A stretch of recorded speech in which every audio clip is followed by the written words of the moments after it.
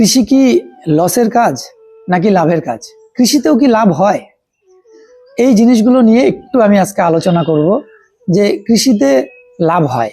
হ্যাঁ, আমি অন্ততপক্ষে যত কৃষকের সাথে কথা বলি, যারা একটু এগিয়ে থাকা কৃষক, তারা কিন্তু কেউ আমাকে কখনো বলেনি যে কৃষিতে লস। এবং আপনিও যদি লক্ষ্য করেন, কৃষিতে কিন্তু লস হবার নয়। আপনি একটা ছোট্ট জিনিস লক্ষ্য করুন আপনারা, যে গ্রামে এরকম অনেক মানুষ রয়েছে যাদের জমি নেই। তারা কি করছে? তারা লিজে নিয়ে চাষ করছে। সে আলু হোক, ফুলকপি হোক, বাঁধাকপি হোক, বেগুন হোক, সে লিজে নিয়ে চাষ করছে। অর্থাৎ সে কিন্তু আপনার লিজের টাকা পরিশোধ করার পরেও সে সেখান থেকে লাভ করছে। যদি সে লাভ না করত, তাহলে কি সে লিজে জমি নিত? এটা নিজেকে প্রশ্ন করুন। অথচ আপনি লিজ না দিয়ে আপনার নিজের জমি রয়েছে, আপনি সেই চাষ করে লাভ করতে পারছেন না। আসলে এখানে পরিকল্পনার অভাব। যে ভদ্রলোক এই জমিটি লিজে নিচ্ছে, সে কিন্তু একটি পরিকল্পিত কৃষি করছে। অর্থাৎ সে জানে যে সে কি উৎপাদন করবে, তার কতখানি খরচ, কি রোগ লাগতে পারে, কি পোকা লাগতে পারে, সে কি ব্যবহার করবে, এবং সর্বশেষ কিন্তু সব থেকে গুরুত্বপূর্ণ সেটা হচ্ছে সে এই প্রোডাকশন কোথায় বিক্রি করবে। কোথায় বিক্রি করবে শুধু নয়, কখন বিক্রি করবে। এই দুটো জিনিস কিন্তু তার কাছে ভীষণভাবে পরিষ্কার। তাই সে লস করে না। সে নির্দিষ্ট সময়ে জমি লিজে নিচ্ছে, নির্দিষ্ট সময়ে লাগাচ্ছে, এবং তার জানা আছে যে এই সময়ে উঠলে আমি এত টাকা করে কেজি পাবো, অমুক মার্কেটে দিলে আমি এত টাকা পাবো।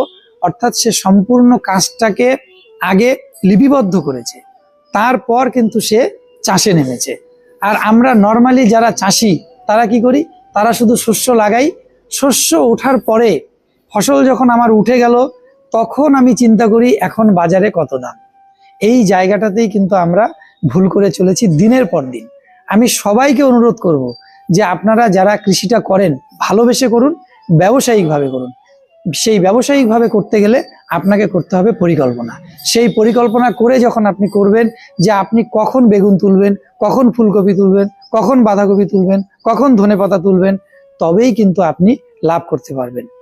তো এই কাজটি আপনি কিভাবে করতে পারবেন? এই কাজটি করার জন্য আপনাকে যেটা করতে হবে সেটি হচ্ছে আপনার কাছে একটি ডায়েরি বা খাতা, যেটাই থাক, যেখানে আপনি তথ্যগুলো লিখতে পারবেন। কি তথ্য লিখবেন? তথ্য আপনাকে লিখতে হবে, প্রতিদিন আপনি বাজারে যাবেন এবং বাজারে ওই যে শস্য আপনি চাষ করেন তার কত কত দাম চলছে সারা বছর ধরে, এটাকে আপনার লিপিবদ্ধ করতে হবে। আপনি কিন্তু জানতে পারবেন এক বছর পরে যে এই শস্যটির দাম কখন কত ছিল। সেই অনুযায়ী আপনাকে পরিকল্পনা করতে হবে। আপনি যদি পেতে চান সর্বোচ্চ দাম, সেই অনুযায়ী আপনাকে শস্যটি কখন লাগাতে হবে, আপনাকে লাগাতে হবে ঠিক সেই সময়। তার মতো করে আপনাকে তৈরি হতে হবে, বাজারের মতো করে আপনাকে তৈরি হতে হবে যে এই বাজারে আমি এটা বিক্রি করব, এত দামে বিক্রি করব। তো এই কাজটি করুন। আমার মনে হয় আপনারা সবাই কৃষিতে লাভ করতে পারবেন। এবং এর পরেও যদি আপনাদের কোথাও সমস্যা হয়, আপনারা কমেন্ট করুন।